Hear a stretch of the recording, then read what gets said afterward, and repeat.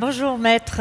Alors, j'ai envie de dire, un peu comme pour votre collègue maître Bourguignon tout à l'heure, votre confrère, les hommes aiment revenir sur les lieux de leur crime, si j'ose dire, puisque vous étiez, vous, déjà au concours des élèves avocats en 2011, je crois, vous étiez sur cette même estrade pour défendre la journaliste russe Anna Politkovskaya. Et donc, vous êtes originaire de Lille. Vous avez rejoint Paris, vous y avez obtenu un Master 2 en droit international, vous prépariez en même temps le CRFPA, c'est le concours donc, pour devenir c'est l'examen du barreau pour devenir avocat.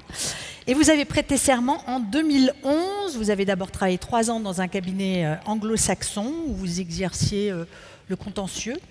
Vous êtes tourné vers le droit pénal et vous avez d'ailleurs aujourd'hui rejoint un cabinet spécialisé en la matière et vous êtes en train de créer votre propre cabinet, votre propre structure.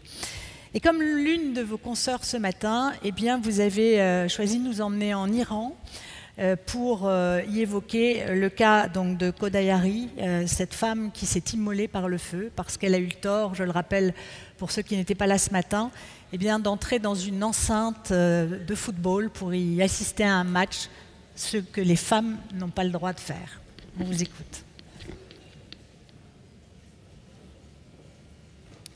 Téhéran, 2009. Du ciel, on dirait un chaudron dont le feu illuminerait la nuit. Dans cette gigantesque enceinte du stade Aziri, bouillante de 100 000 âmes, les joueurs du Esteghlal Football Club de Téhéran exultent. Ils viennent de remporter ce match si important contre leurs rivaux du Persépolis FC. Ils accèdent ainsi au titre de champion d'Iran. La mégalopole, normalement triste, grise et largement silencieuse une fois la nuit tombée, est alors balayée par les vents de folie d'un merveilleux carnaval. Ces rues, embaumées de safran, sont parcourues de chants de victoire et cris de joie. C'est à ce moment qu'on peut ressentir l'amour extraordinaire que la jeunesse iranienne porte au football. Sahar Khodayari est de la fête. Elle a suivi le match à la télé, dans le salon familial. Elle a 19 ans, elle poursuit des études de langue. Mais ce soir, la seule chose qui compte, c'est que les Bleus, ces Bleus du Esteghlal, ont remporté ce titre qu'elle espérait tant. Une bonne partie de la nuit, elle rit avec ses amis au beau milieu des rues.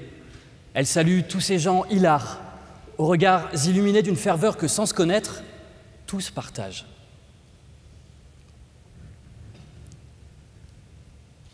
« 9 septembre 2019, 10 ans plus tard, Sahar Khodayari est morte.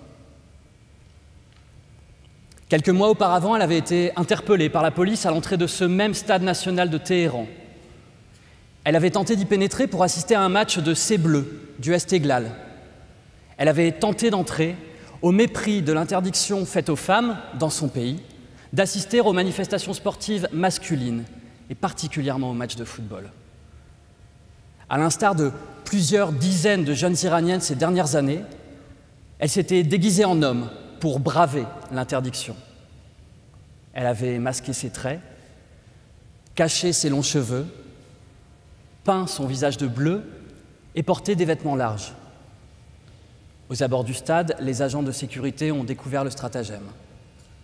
Interpellation, placement en détention provisoire pendant 5 jours et convocation aux fins de poursuite devant le tribunal révolutionnaire de Téhéran au mois de septembre. Le 2 septembre, la jeune femme se présente à ses juges. On lui aurait dit que son affaire n'est pas en état d'être jugée, en l'absence d'un magistrat, qu'il faudrait revenir une prochaine fois.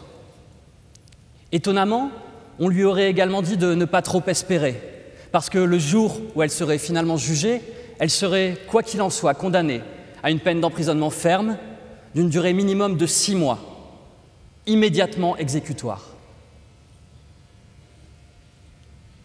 À sa sortie de la salle d'audience, sur le parvis du tribunal, Sahar Khodayari asperge son corps d'essence. Elle y met le feu. 7 jours plus tard, Brûlée au 3e degré sur 90% du corps, elle succombe. Du côté des autorités, on a déploré un accident tragique. On a surtout cherché à nier toute responsabilité.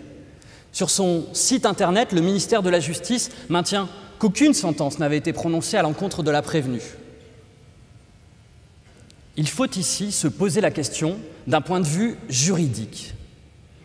Peut-on vraiment leur reprocher quelque chose à ces autorités? Parce qu'après tout, Sahar Khodayari a bien été interpellé en train de commettre des faits qui sont interdits en Iran, quel que soit notre point de vue sur la dite interdiction. Et puis la jeune femme, déguisée, n'a-t-elle pas agi en parfaite conscience de ce qu'elle violait la loi? Cette interdiction, elle n'est pas nouvelle, elle est toujours d'actualité. En octobre 2018, le nouveau procureur général de la République islamique l'a publiquement rappelé. Il avait dit, je cite, que la présence des femmes dans les stades est nuisible, qu'elle ne fait l'objet d'aucune justification religieuse, que regarder des hommes à moitié nus dans un stade, c'est un péché. Et puis enfin, cette femme de 29 ans, n'avait-elle pas une personnalité fragile en raison de troubles neurologiques, comme l'indique la communication officielle? Finalement, tout ça, oui, c'est tragique, mais est-ce que ce ne serait pas un peu de sa faute? En réalité, rien ne justifie, rien ne fonde, au regard même du droit iranien, ce qu'a vécu Sahar Khodayari à partir de son interpellation en mars et jusqu'à son décès 6 mois plus tard. L'infraction, cette interdiction faite aux femmes d'assister aux manifestations sportives masculines. Quel est son régime à cette infraction? Quelle est la peine encourue? La réponse sera difficile à apporter parce que si on se plonge dans le code pénal iranien, à aucun endroit, à aucun passage ne trouvera-t-on cette prétendue interdiction ni une quelconque répression de ce comportement. Le journal Amshari, quotidien iranien, a osé le rappeler. Aucun texte ne réprime un tel acte. Monsieur le procureur général, monsieur le garant de l'application de la loi pénale, elle est où, votre loi pénale? La conséquence de cette absence de texte, elle est très simple. Lorsque les autorités interpellent, interrogent, placent en détention provisoire et convoquent Sahar Khodayari devant un tribunal aux fins de poursuite pénale, tout cela ne repose sur rien. Aucun fondement légal en droit iranien. Violation flagrante du principe de l'égalité des délits et des peines, principe bien connu de nos démocraties, mais également de l'Iran, où il est en vigueur. Ce principe, il dit qu'on ne peut être poursuivi et condamné pénalement que si la loi érige en infraction pénale le comportement reproché, que si une loi dit que notre agissement constitue une infraction pénale. Et on vient de le voir, ça n'est pas le cas ici. Alors, au nom de quoi? Dans quel but l'autorité de poursuite s'affranchit-elle de ce principe fondamental? Au nom d'une politique pénale dictée non par la loi, on l'a vu, mais par quelques-uns, des conservateurs, comme ils aiment à se nommer, de piètres juristes surtout, portés par cette bonne vieille idéologie, ce bon vieux dogme qui veut que la femme, être impure, ménagère, condamnée à la soumission, soit par conséquent exclue de la vie sociale. Mais entendons-nous bien que cette exclusion ne se limite pas aux sphères décisionnelles, au cercle de pouvoir et à la gouvernance. Non. Non, ça ne suffit pas. Cette exclusion, il faut qu'elle se répande partout, dans l'accès à l'emploi, dans les cafés, dans la rue, mais plus encore, dans chaque endroit où on pourrait risquer de ressentir, de s'amuser, de vivre. Cette exclusion, et c'est fondamental pour monsieur le procureur général, il faut qu'elle soit vécue jusqu'à la porte d'un stade de foot.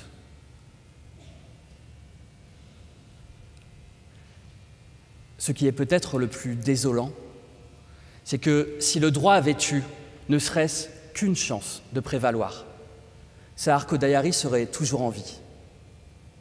Elle n'aurait jamais dû avoir la peur au ventre en se rendant à son audience. Elle n'aurait jamais dû avoir à imaginer retourner en prison. Un avocat aurait pu étudier son dossier, la rassurer, se présenter à ses côtés lors de l'audience du 2 septembre, soulever et obtenir la nullité de toute cette procédure qui ne repose sur rien. Peut-être que ma consoeur Nasrin Sotoudeh, avocate iranienne spécialisée dans la défense des droits humains, aurait pu assister Sahar Kodayari. Sauf que Nasrin Sotoudeh, elle est actuellement emprisonnée en Iran. Elle purge une peine cumulée de 38 années de prison, au motif réel qu'elle exerce son métier en défendant des femmes. Et manifestement, 38 années de prison, ça ne suffisait pas, on y a ajouté 148 coups de fouet. Il ne fait pas bon travailler à une juste application du droit quand on est avocate en Iran en 2019. Il ne fait pas bon aller voir un match de foot quand on est une femme en Iran en 2019. Le cynisme atteint parfois un paroxysme épouvantable lorsqu'on réalise que depuis le mois de mars 2019, le mois de l'interpellation de Sahar Kodayari, l'Iran siège au Comité du droit des femmes de l'Organisation des Nations Unies.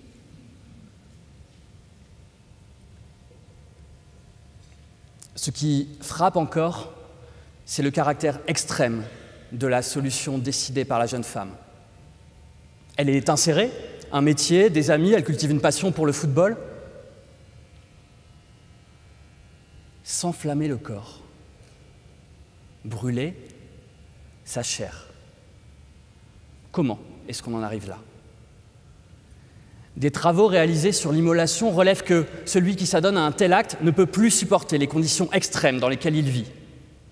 On nie votre existence, alors vous-même, vous décidez de ne plus être. C'est probablement ce désespoir qui a dû gagner Sahar Kodayari jusqu'à la submerger au cours de quelques années d'une vie de jeune femme enserrée de privation, d'interdiction, d'injustice. Sahar Kodayari a choisi d'affronter le feu plutôt que de vivre en enfer.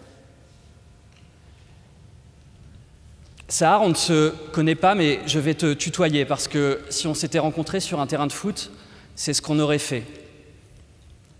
À la fin du match, tu m'aurais raconté tes stars du Esteghlal, si élégantes et fières dans leurs belles tuniques bleues. Moi, je t'aurais dit les posters de Zidane qui tapissaient ma chambre. Je t'aurais parlé de ton courage aussi. Une douzaine de jours après ton décès, le 21 septembre 2019, tes Bleus du Esteghlal ont perdu ce derby d'habitude si important contre vos rivaux du Persépolis. En fait, on a tous perdu, Sahar. En laissant faire, en protestant du bout des lèvres depuis des années dans les instances internationales, en les laissant à petit feu te consumer. Il faudra d'autres matchs. J'ai besoin de croire qu'à la fin, c'est la courageuse, la magnifique jeunesse de ton pays qui n'aura plus à s'exiler, qui n'aura plus à s'immoler, qui ne sera plus réprimée dans le sang. Parce qu'au coup de sifflet final, elle aura vaincu. Et que, de là-haut, plus personne n'aura pu t'interdire de regarder le spectacle.